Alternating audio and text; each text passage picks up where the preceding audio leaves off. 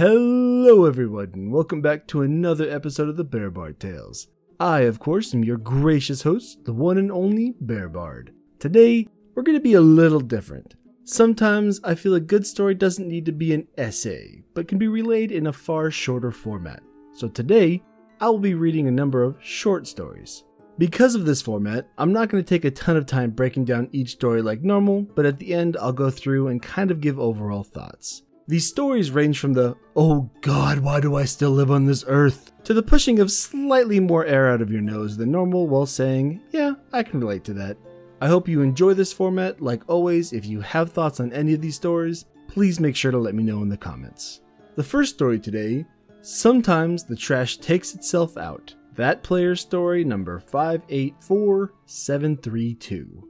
It was D&D 4E, but that doesn't matter too much. It was a game with a group of my friends who met playing Magic the Gathering. The most recent addition to the group was That Guy. He was a self-described power gamer, and he insisted on playing a chaotic neutral wizard.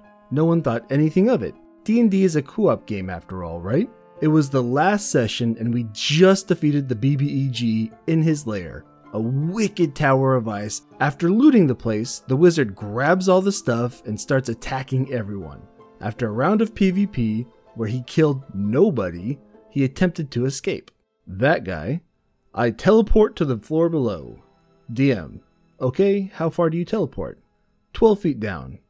Okay, great. You find yourself completely encased in ice as the floors are 30 feet thick. And that's how my first D&D campaign ended. Story number 2, That Guy Jumped in Mid-Session. This was a one-shot that was being hosted on the DM's Discord server.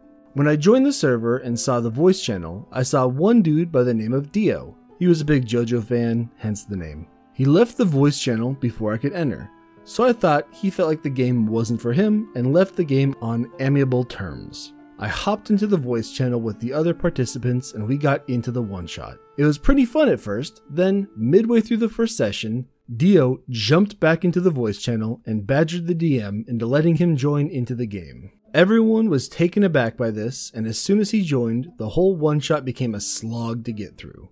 Dio would complain about rulings all the time and consistently argue with the DM about it, even when it wasn't a big deal such as ammunition in a one-shot. He would make very inappropriate childish remarks like joking about condoms, tampons, and politics. And he would interrupt people's turns with a quip or remark. It was so bad that a person left the server several minutes after he joined.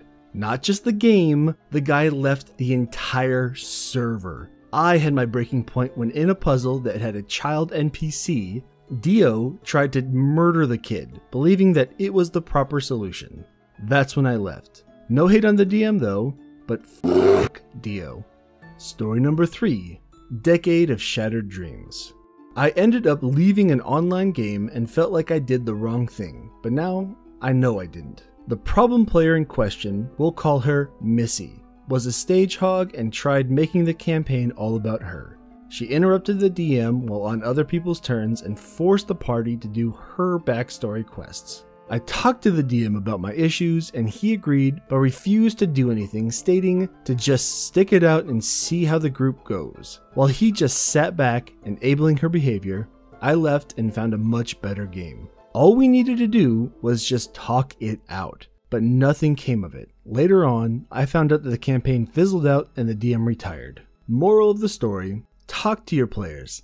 Listen to what they have to say, especially if they have a genuine concern with the campaign or other players.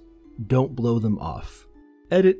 The title for this campaign was called Decade of Embers. I called it Decade of Shattered Dreams because the DM's dreams were shattered and because I thought it was a fitting title. We didn't play for 10 years. I stayed for about 6 weeks and the campaign ended 4 months later. Story number 4.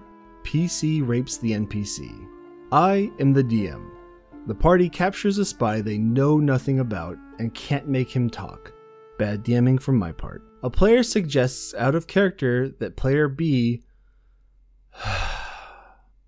rapes him with his Goliath monster cock. I can't believe I just read that sentence. Player B proceeds to rape him to death. The players, in the end, enjoy the freedom of doing whatever they want, and I'm glad, but I'm still bothered by it 2 years later. What are your thoughts? Not relevant to the story, but this is my first post ever on Reddit. Kinda excited. Also, I'm sorry for my bad Inglando? I don't know English, Inglando? Edit, you guys are cool. Reddit is nice. Story number 5, the worst player I've ever played with. My roommate at the time joined our D&D group. It took ages to get them to finish making the damn character. During actual play, they were dead silent for the majority of the time, looking at their laptop. Occasionally, they would burst into an ear-splitting screech at something funny they saw on Twitter. They would have to have their name said repeatedly, even in combat, to get a response. It was like playing with one less person. The campaign ended when I got fed up and beat their character to death for refusing to give me the artifact we needed to open the vault door. I had asked them over and over again to not do this screeching thing, and the response I got was that it's triggering to their PTSD to be asked to be quieter. So, I figured the easiest solution was to kill them off. It worked, and we were all much happier. Story number 6. My players force-caged the final boss. This happened the other day. I was running a homebrew campaign and the players were level 16. I had this whole boss planned out that was foreshadowed for about 6 sessions, that was supposed to gain power by hitting the players and stealing their X-Rest class features. I made sure to think of a lot of shit, and even gave it a 1/rest 9th level Dispel Magic on top of its legendary resistances and magic resistances. Then, something I didn't expect happened. They force-caged the boss. I waited for it to get to the boss's turn and said it casts Dispel Magic. The player who cast Forcecage told me to read the last sentence. Quote, "This spell can't be dispelled by Dispel Magic." End quote. I looked through the spells and actions it had prepared. It had no teleport spells. Cue the Sickening Radiance. In the end, it was pretty funny, but still, I'd say it counts for this sub. And finally, the last story. Player claims I'm making the RP campaign too RP heavy. I advertised an RP heavy campaign on Roll20 and I got started on Roll20. The game was a homebrew world similar to Faerun. It's a sandbox campaign, so if the players don't like a quest, you don't have to do it. The player, who I'll call Drast, his character was a blatant ripoff, he was mad that they went half the session without combat. He was in the Discord trying to get the rest of the players to stage a strike unless I made more combat. The rest of the party either ignored him or made memes about weirdos wanting to play a TTRPG like Call of Duty. He then threatened to leave unless I promised to add more combat. I just kicked him and kept it pushing. And scene. So yeah, with 7 stories here, there's a lot to unpack, but as I said, with so many stories, I'm going to keep each one short.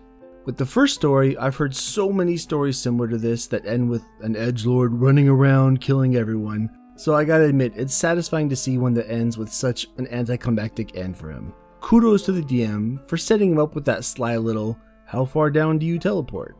With the second story, I feel like this is probably the most relatable out of these. Getting that murder hobo in the group who attacks kids, complains about ruling and long-term issues even in a one-shot, just kinda makes things suck. At least he got out of there. Hopefully he hasn't had to see him since. All I have to say about story 3 is communicate. I know OP tried, so I honestly put all that on the DM. The problem player might not even realize they're doing it. It's on the DM to talk to them and work through that. With that 4th story, I mean, do I need to even say that rape jokes are bad? The DM should have just put a stop to it right there. I get letting players have fun, but if anyone at the table, especially most of the table, isn't okay with it, it really needs to just be stopped right there. In that 5th story, I'm a bit conflicted. Yeah, that player sounds like a prick and should be kicked, but just kick them. If you've talked to them multiple times and they don't stop, just kick them and be done with it. Don't kill them and be passive aggressive about it. That's just my take, but I hate passive aggressive. I'd rather just get through the issue. I mean, obviously they weren't good, so hopefully you don't have to deal with this again and you can just keep good groups going. I know it was your roommate at the time, so, you know, it is what it is. I like that. I really liked this 6th story because it's not like anyone did anything wrong. It's just one of those classic DM tries so hard to do something fun, but the players are able to get around it. This is why designing encounters for D&D is so much different than encounters for video games. I know a lot of people really try to compare the two, but with D&D being so wide open, it's so much harder to balance. I just appreciate that DM had a good attitude with the whole thing and just went on with it. A lot of DMs will start getting annoyed and, you know, that whole mentality, DM versus players instead of DM with players, so. As for that last story, I feel like I see stories like this all the time. I always like to say over and over that there's a table for everyone, you just need to find it. Part of that is not trying to force other tables to play to your style. If you don't like RP, then don't join an RP heavy game. Go play DCC or just a fight heavy group. I know for a fact that there's a ton of them out there. And with that, I think it's time to call it a day. I want to thank you for checking out this episode of the Bear Bar Tales. As always, let me know what you think of the video in the comments below.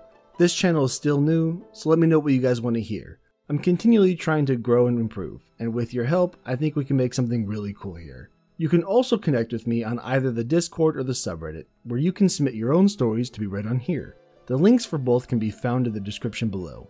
If you like what you heard today, go ahead and give this a thumbs up, it really helps the channel. Also, if you want to hear more from me in this channel, go ahead and give it a sub, it's always appreciated. But for now, this has been the Bear Bard, and I'll see you guys next time.